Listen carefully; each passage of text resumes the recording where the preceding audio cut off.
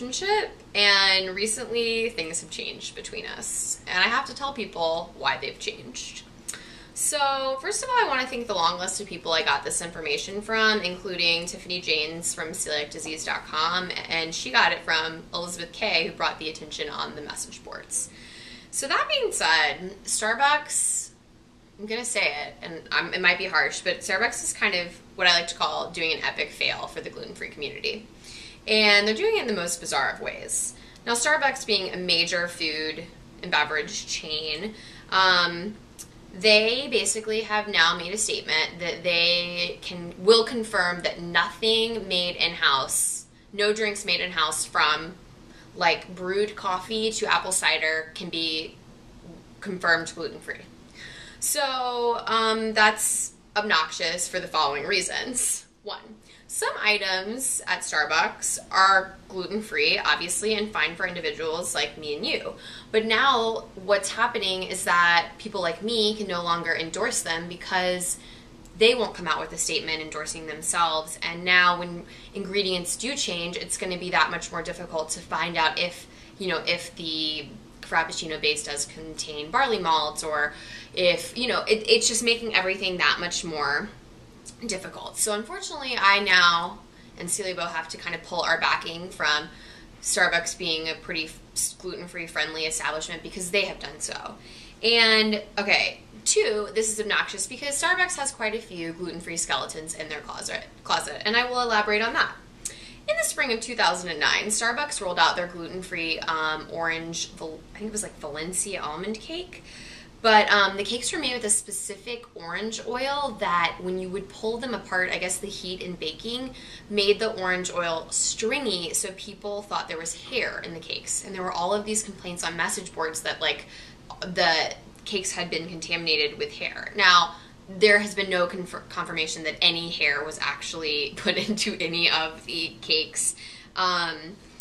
So that is not, confirmed by any means. But because of this negative press, like in the community, they pulled them from the shelves and then made like a press release that the gluten-free community rejected it because it was too high in calories.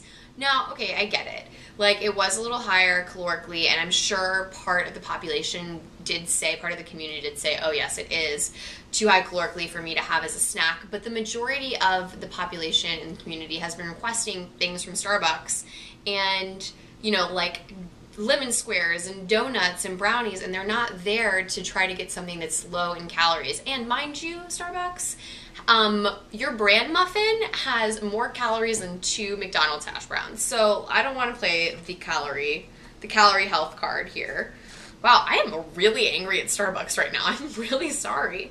I feel like a lot of my happiness has been ripped away by this statement from them. What else? So now Starbucks carries gluten-free products that aren't made by Starbucks. They carry Kind bars, Lucy's cookies, trail mix. They have, I can't remember what it's called, but they're the fruit strips, has a certain name. So now I don't get it. So they're telling the gluten-free community to come into a coffee sanctuary to get a bottled water and a piece of fruit leather. And I'm just like frustrated by this. What message are you sending us, Starbucks?